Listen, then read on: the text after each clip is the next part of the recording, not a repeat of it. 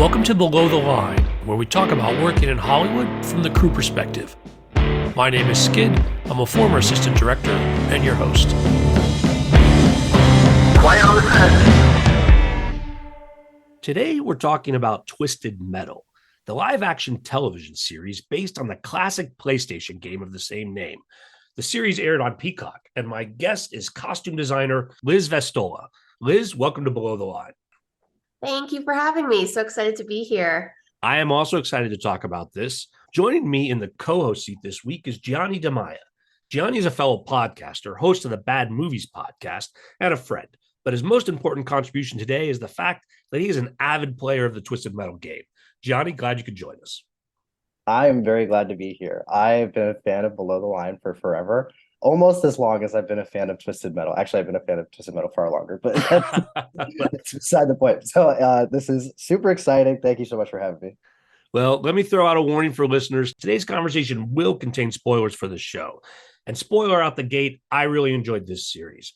Now, when I first heard about it, it reminded me of Car Wars, a tabletop combat simulation that Steve Jackson Games released in 1980, and that I recall playing from my childhood.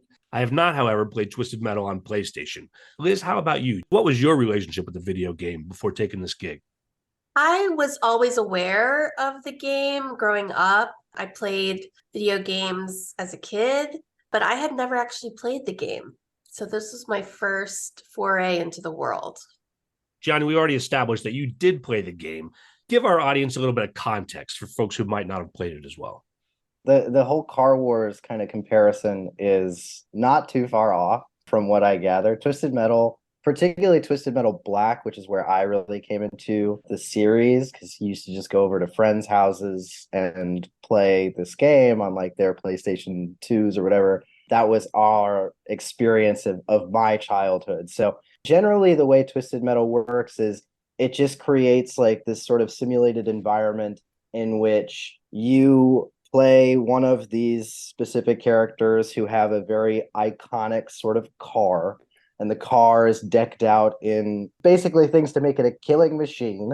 And you drive the car through these landscapes and you cause the utmost chaos and carnage. And it sounds maybe redundant, but it is the most fun, particularly when you were the age I was when I was playing it, somewhere around like the 10 or 11-year-old. But they all had like little tethers of story plots, very iconic characters who were all sort of like psycho or sociopathic in some adjacent form or one another. And their cars were all legendary, iconic vehicles that people still remember today. So Twisted Metal just has like a very, very fun like sort of place in, I think, like a lot of particularly PlayStation fans' hearts. So Liz, coming into it, where do you go with that? Well, I think first and foremost, you have to dive into the lore and the history of the game. You have to do everything you can to really immerse yourself in what the game looks like, what it feels like, what people who have played it say about it, what the experience is, just sort of being in the environment. And I think that, you know, in this day and age with so many fandoms having a whole history being recorded and written online and constantly updated, and you could watch people on Twitch, you could watch people on YouTube, you know, experiencing the game in real time. I think that it was a tremendous benefit to us, especially, you know, for those of us who, you know, had never played the game. And when you're coming into a project that has a previously established IP, I think first and foremost, you want to just do as much due diligence and service to its previous world as possible. And then from there, you have to turn your gaze, you know, to some extent to what the project is at hand and what the intentions are of the people currently making the show or whatever it may be, and make sure you're always servicing the story and the characters that are presented to you now. And I think that the most successful, you know, to whatever extent that means, iterations are when you're able to bring the fandom along, but then also catch in new viewers, new audience members, introduce them to the world, but then take it to a new place. And it's a really hard tightrope to walk, because I think inevitably there might be people who, I mean, this is a really special franchise. I think that a lot of people have really strong feelings about it, especially, people my generation or a little bit older, attach it to their childhood, attach it to, playing video games in their basement in the 90s. And that's a really special place, I think, especially for millennials or older. Yeah, you just want to approach it with care, with as much care as possible. You mentioned Twitch. Is that where you're watching people play the game?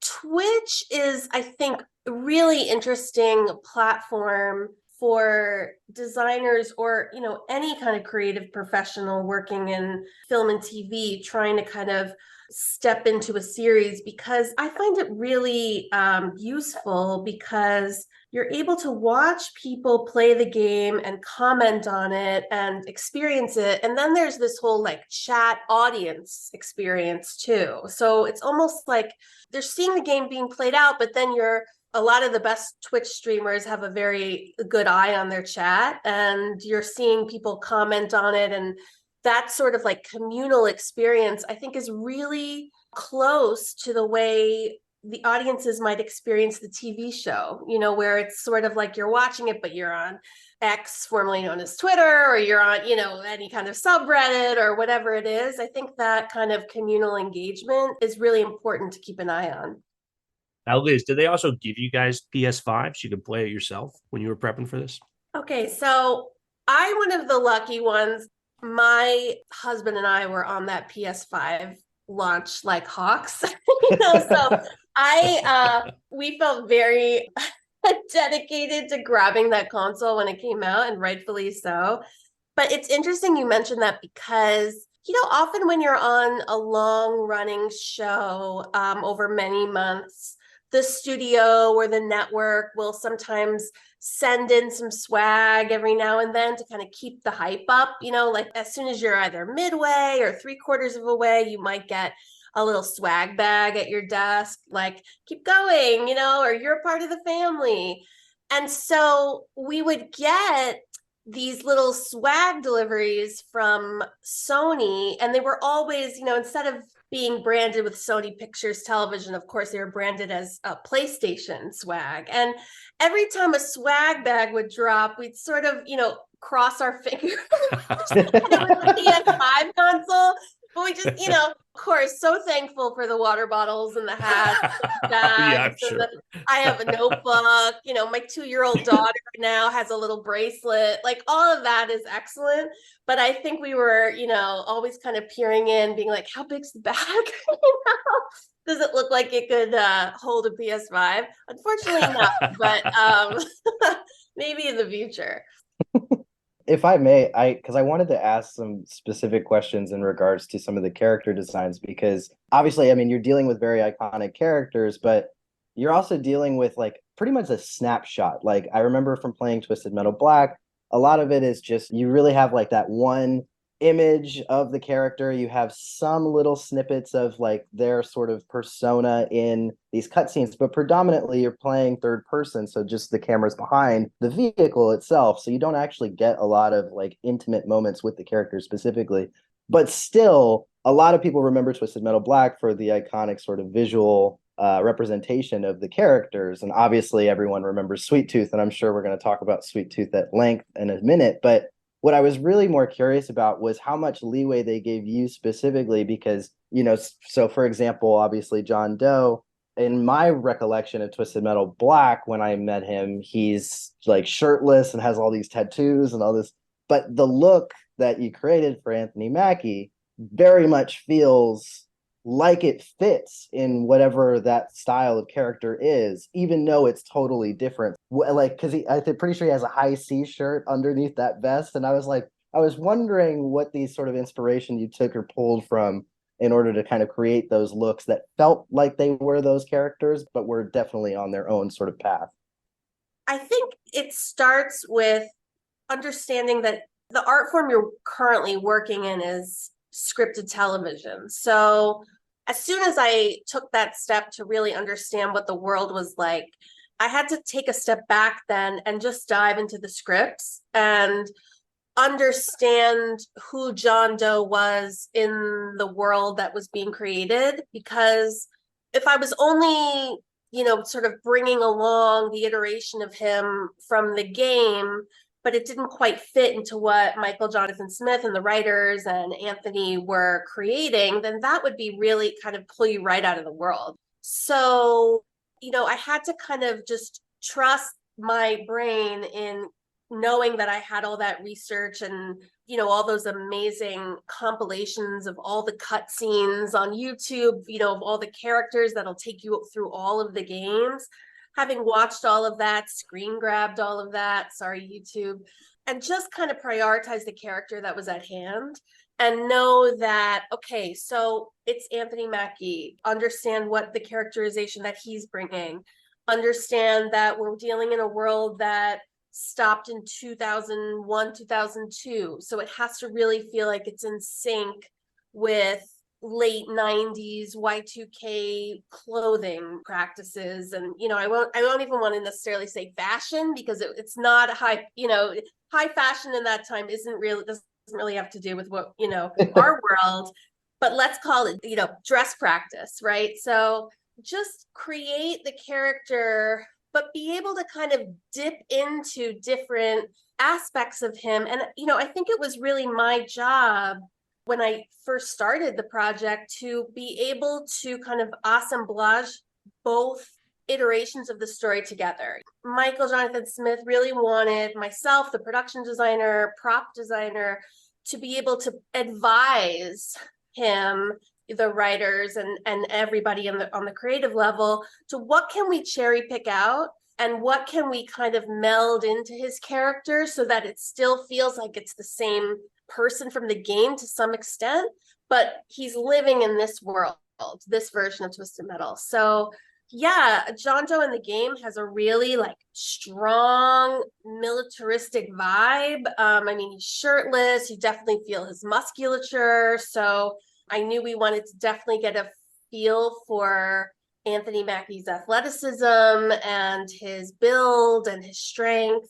But also, the show is funny and the games are kind of funny. There's definite humor there. And so the high C shirt that you mentioned, once we had kind of the color palette established, which was this really warm toned, meant to sort of refer to the car, which is this really beautiful warm orange color. Once we had that established, and I knew and we kind of figured out that we wanted it to be this gold tone shirt for him. It really felt like a heroic color and great for his, just great for him in terms of, his, what would look good on his complexion and also with his car. And so once we kind of assigned that color palette to him, I thought to myself, it would kind of be a bummer if it was just a plain t-shirt, because that is not what people were wearing in the late 90s and the early 2000s. It was just brands galore and logos in a cheeky way. There were No Fear and Big Dog and, all of these kind of logos in either food and drink or, cars or athletic wear that had a kind of humor to it. And High C just felt like the right tone of a cute, funny little image that actually has to do with kind of the high def, high tone of the show. So literally and figuratively, it just felt like it fit in a weird way. And so, I pitched it and everyone's like, yeah, sure. And, the network and the studio basically said, well, if you can get them to sign our contract, go for it. But let's see if that happens.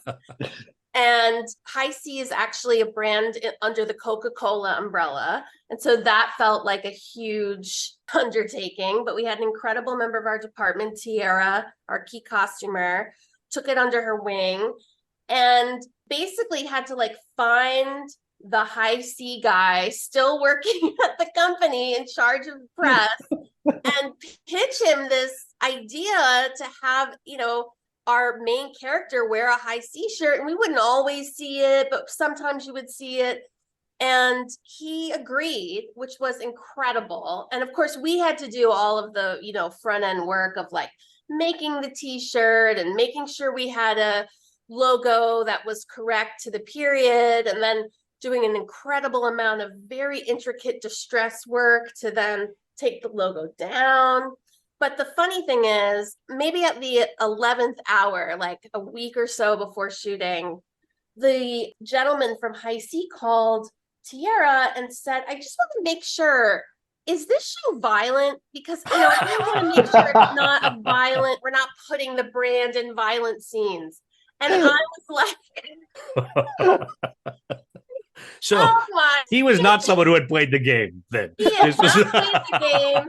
I don't know if he necessarily read the script pages we sent. I mean, we really went for it to try to get High C on board. And I was just like, oh my gosh, please tell him, like, yeah, it's violent, but it's going on Captain America. Like, come on, like, it might be a good thing. And he, kudos to him. He agreed, signed, it all went over well. But yeah, that was the High C shirt was definitely a journey. Yeah. Well, props to the whole Twisted Metal team, because I always describe Twisted Metal, and I was actually just talking to my brother about this because he also binged the show along with me and he loved it. And we were talking about it. I was like, yeah, I feel like the tone of Twisted Metal is like, it's like Barbie meets Death Race. And I think you guys absolutely nailed that all the way through. From everybody top to bottom, including the production design team, the costume design team, the makeup, it all feels like it fits in that world that you were describing. So really kudos to the whole team. Oh, thank you. I wanted to ask as well. So like a lot of characters are very similar to how they either appear or what they're after in the games. But then there's Raven, who is wildly different, not just in performance, but also in her look. I was curious, so because you were saying it starts, from pretty much the script writing team. I don't want to, put words in your mouth, but it seemed like that it started with the page, and then it was the ideas that sort of expand beyond that. And I was curious, was there always like sort of the angle to subtly layer in more Raven stuff, or are we waiting for season 2, or what was the sort of costumey pitch that you guys were fiddling with on that one in particular? Yeah, that's interesting that you bring up Raven, because for sure that character to me feels like we're, dipping our toes into the character slightly from the games, but it is a real departure, in terms of, I believe in the game, Raven is a high school goth girl. And, I know she has like a little black dress, and she's very sort of that classic, like late 90s, early 2000s kind of craft feel of, right. But, once we knew two things, which were the characterization and the way the character functions in the story as a real powerful woman who is tasked to kind of flip the script on John and kind of lure him into this walled-in city. But then, we realize at the end of the season that she, we realized in the first episode, but we realized the extent of her motivations towards the end of the season, that she had a much more, she just was in a real position of power in this story.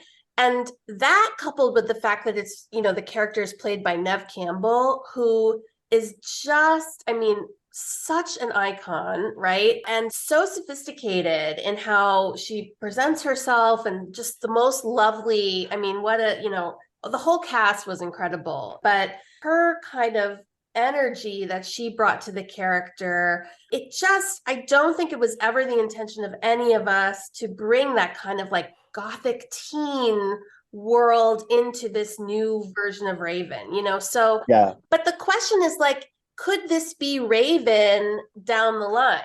Could this be a more adult, sophisticated, settled version of the character that has a little bit more, I definitely would consider her one of the more fashionable characters in the show, that has a little bit more of self-possession and, self-awareness in the world. And I think that was kind of the journey and the progression of the character that we saw. And I think the little details of, having her kind of white, light blue, frothy, calm, safe costume towards the beginning of the show segue into a much darker color palette, but a similar silhouette. and then just toe the line with the small, we made the small silver version of her necklace that she wears in the game, and have that be a nice length, which is actually a very dark, anarchic symbol. When you're like, oh, that's a pretty necklace, kind of looks sort of Tiffany's-esque. And then when you really get into it, you're like, wait a minute, like, is that, yeah, that necklace was really kind of the encapsulation of the whole ethos behind the costume. And yeah, those were sort of the decisions we made there and how we kind of decided to tackle that. It's cool because it seems like you guys are kind of like, if you wanted to like give a flashback and explore, Totally. maybe it fits like right into that exact line, which is my way of just saying they should just greenlight season 2 now. Just give us the good news. If you want to be the one to announce it on Below the Line, it is okay. It's okay with me. I'm sure it's okay with you. I wish I could. I wish I knew that far into the future. Liz, I want to ask you about the character of Sweet Tooth that Gianni mentioned earlier. If people haven't seen the show, he's a psychotic clown, but is also iconic as an image for the game. And so I feel like this is one where it's less about interpretation into the new world than just trying to realize what people are expecting there. And so how did you approach that one maybe different than some of these other characters? Well, Sweet Tooth, funnily enough, is really our barometer. He's our tone setter for the whole costume scape, and it's really wild to think that costume is like the tone of the show. But I knew very, very, very early on that we were going to just bring him straight from the game. And then the question also was like, which game? Because he's had quite a few different looks throughout the series. And we were able to dip our toe into some of his earlier, his pink suit for his Vegas performance. So the decision to have him wearing his look from Twisted Metal Black for most of the time was pretty much decided on very early on. I think that it's one of his looks to me that feels particularly menacing, but also there have been a lot of depictions of it and drawings and animations and then also cutscenes where you can really see a real body moving in the costume. And I think that was very useful for us as well. That being said, just because you bring a costume straight from the game to the screen doesn't mean that it's any less complicated or difficult. And in some ways, it's incredibly difficult. And actually, there are questions to be answered that go, so deep into the costume. And you kind of have to use the lore of the character and then again use the environment that's around him to answer those questions. So for example, first of all, if we're going to believe this as a guy, I mean, where is he getting all these pieces? Why is he wearing this costume like this? What are they? How is he putting this together? I think it was really important that the characters that don't have access to a powered, more kind of classically civilized world behind these walled cities, it shouldn't feel necessarily like they have a tailor running around with them, right? So it's like he definitely needed to feel like, okay, he's living in Vegas, how did they come upon this mask? And maybe he just stuffed clown hair into it. And then his harness, okay, well, what's that about? Well, perhaps it's made out of belts. And for us, of course, it's custom made, but it should look as though it's made out of different belts. And then what are these pants? Are they classic clown pants? Are they ice cream delivery guy pants? Are they construction pants? All of those kinds of questions have to be answered. And I think, all the decisions that we made felt in line again with his car, with his world, with the way Samoa Joe and Will Arnett brought him to life. And that's how we went. But when you build a character from zero to hero, like from the absolute raw material to real life, every single aspect of it is a question that has to be answered. And it's tough, actually. No, I don't doubt it. I'm curious though, so because there's like a particular image in my head, and I cannot remember. And I'm so sorry. They're gonna just crucify me in the streets. I can't remember which Twisted Metal game it happens in, but I always remembered Sweet Tooth's hair being on fire. Mm-hmm. And so the whole time I'm watching it, I'm like, this is just such a good look. Like they did such a good job bringing this to live action. And then, of course, at the very end of the penultimate episode of the season, he lights his head on fire, like completely spontaneously. I mean, I imagine it's CG. It seems CG, but I was curious, do you have to plan any tricks ahead or like from the costuming side of things? Are there any things that you guys are like, okay, we have to build up to that moment, or we have to make sure that the rest of it kind of works with that? What are the tricks of the trade there? The fact that his hair, the gouging of the eye and the head on fire, which is a version of the Sweet Tooth mask that now lives on, towards the end of our show, but also that lives on from the video game series. We knew we were going to get to that. So we were able to kind of work backwards with, okay, so what makes the most sense in terms of even situating the fake hair? Should we do fake hair? Should we not do fake hair? It just rounded it all out. So knowing that we had to get to that place actually answered some design questions for us to the beginning, because I'm sure as any fan watching Sweet Tooth from, the beginning of the series and wondering why is his hair not on fire, finally paying it off. That was so intrinsic in the design of the mask and the head harness.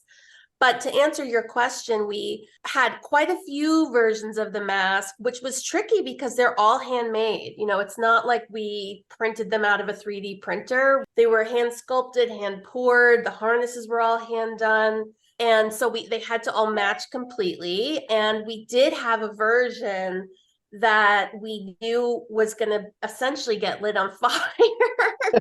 But the other thing that we needed, and of course, this was an amazing visual effect, but we needed a version of the mask where it would have been easier for visual effects if we somehow baked in some lights into the top of the mask so that we could really see what would eventually be the fire reflecting into the mask, and that light reflecting onto the mask and onto the hair. So we did have an LED rigged version, and of course driving doubles. Samoa Joe didn't need a stunt double per se. Of course, he's the full package, but yeah, we had quite a few versions, and knowing that it was going to eventually get lit on fire was a huge part of the prep process for it. I guess that's a good segue though too, because we were talking earlier about how the show is obviously very violent. But I was curious because, and I've kind of always wondered this, obviously there's a lot of different stunts that have to be coordinated with all those different departments, but specifically from a costuming perspective, you also have to identify those wounds on the person as well. Yeah. What type of challenge does that bring in terms of a show like Twisted Metal, where we're cutting up clothes left and right, and all of a sudden, now his head's on fire, or the mask is missing an eye, or whatever it is. Thomas Hayden Church is getting in car wrecks and all kinds of stuff. Well, it is just so important to have all that information, and we did at the start. Unlike let's say film, where you have the script, or at least the version of the script that will be the end product. A lot of times in television, it's one script after another, and the story is kind of, building and evolving. But recently, I even think back to my time at Marvel working on Daredevil, and it's been amazing how much work has been done to get most of the scripts, or at least outlines, done ahead of time, because it's terrible to be sitting in a meeting and to, have to say, way down in the season, like, oh, well, can we do this, to the costume? And then you have to sit there and be like, no. Like, you never want to be in that position. So knowing that we needed quite a few of Agent Stone shirts. And of course, there's also the element of having to shoot out of order, needing to establish, blood and guts and gore before the actual fight happens. All of that is very tricky, but it is 100% the responsibility of a costume designer working on this type of project to make sure you bake that into the design and the process.